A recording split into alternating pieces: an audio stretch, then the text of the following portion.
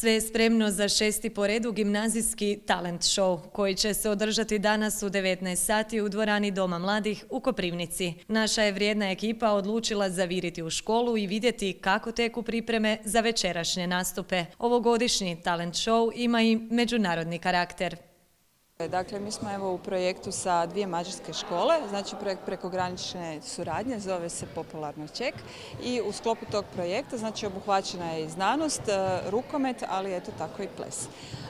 Danas imamo gimnazijski talent show na koji vas zaista sve pozivamo, evo bilo bi nam drago da dođete i u sklopu, znači to ima natjecateljski karakter talent show, međutim u sklopu toga bit će i revijalan nastup, evo kombinacija hrvatsko-mađarski plesni parova.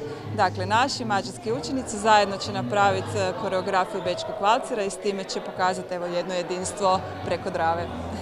Čak ni profesori ne znaju što su im sve učenici za ovu godinu pripremili.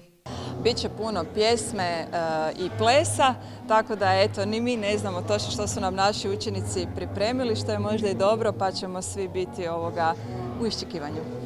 Za one najmlađe sudionike iz Mađarske održane su radionice tradicijskih plesova i igara koje je vodila profesorica matematike Marina Njerš.